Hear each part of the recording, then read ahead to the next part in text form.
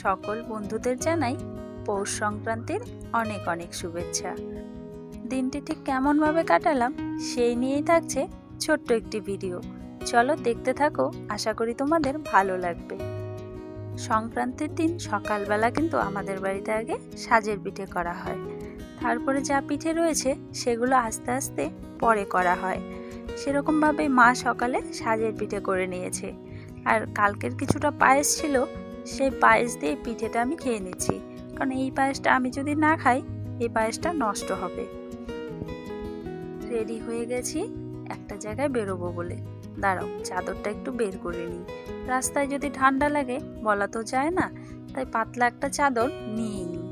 পাতলা চাদর বলতে সেদিন যে বাটিকের চাদরটা নিয়ে এসেছি সেটাই নিয়ে নিচ্ছি, কারণ টোটোতে যাব, হাওয়া লাগতেও পারে। একটু সকাল সকালেই যাচ্ছি আমরা, আমি, মাসি, সায়েন, সৌরভ, আমরা 4 জনে মিলে যাচ্ছি।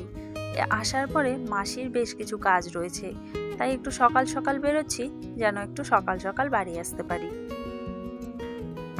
পৌঁছে গেছি আমরা। কোথায় এসেছি সেটাই তো তোমাদের বলা হয়নি।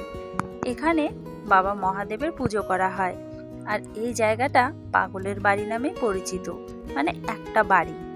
আর জায়গাটা কোথায়, জায়গাটা বলতে পারো টাকাটুলির থেকে ভেতর দিকে যেতে হয়।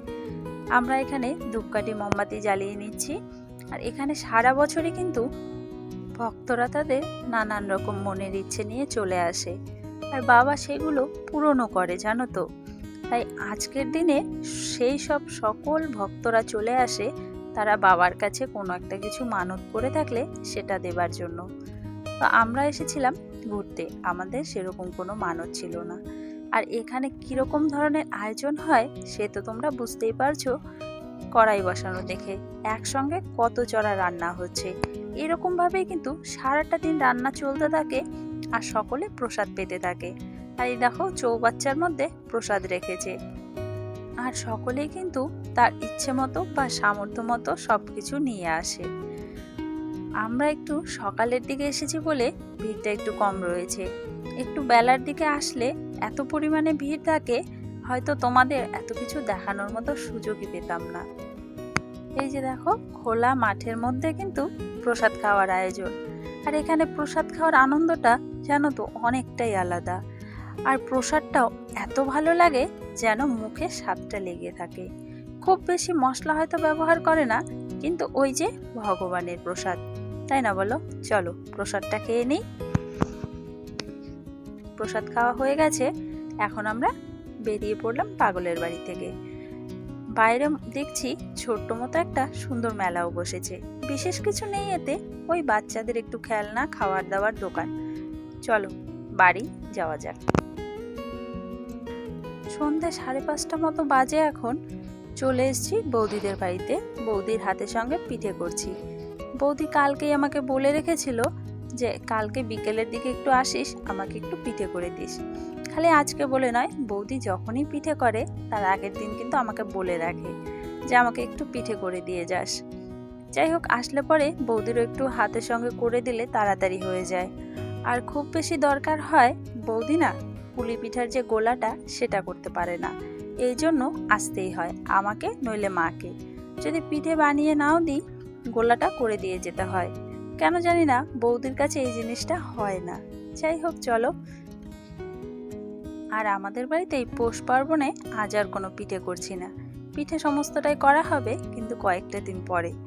আজকে শুধু সকালে সাজের পিঠেই করা হয়েছিল, তাই বাড়িতেও সেরকম একটা চাপ নেই, তাই বৌদিকেও কিন্তু একটু করে দিচ্ছি। ওইদিকে কুলি পিঠে বানানো হচ্ছে আর এইদিকে কুলি পিঠে ভাজাও হচ্ছে। বৌদিদের বাড়িতে কিন্তু বরাবর বাঁধাকপির কুলি পিঠে বানানো হয়, দাদার সুগার রয়েছে বলে ঝাল ঝাল পিঠে করা হয়, খেতেও কিন্তু বেশ ভালোই লাগে। এখানে এবারে আমি পাটিসাপটা করে নিচ্ছি। কুলি পিঠে বানানো হয়ে গেছে, কয়েকটা ভাজার বাকি রয়েছে, সেগুলো ওইদিকে বৌদি ভাজছে, আর আমি এদিকে পাটিসাপটাগুলো করে নিচ্ছি। পাটিসাপটাগুলো বেশ সুন্দর হচ্ছিল। আমি প্রথমে ভাবলাম ইন্ডাকশানে ঠিকঠাক হবে কি না, কারণ ইন্ডাকশানে এর আগে আমি কখনো করিনি। তবে দেখছিলাম বেশ সুন্দর পাটিসাপটাগুলো উঠে যাচ্ছিল। আর পাটিসাপটা যদি লেগে যায় তাহলে আমার কিন্তু ভাজতে ভীষণ বিরক্ত লাগে। চলো আর কয়েকটা আছে, ভেজে নিই। হয়ে গেছে সবগুলো পাটিসাপটাই খুব সুন্দরভাবে। চলো ওইদিকে দেখি বৌদির কত দূর হলো। এদিকে দুধ পুলিও কিন্তু হয়ে এসছে।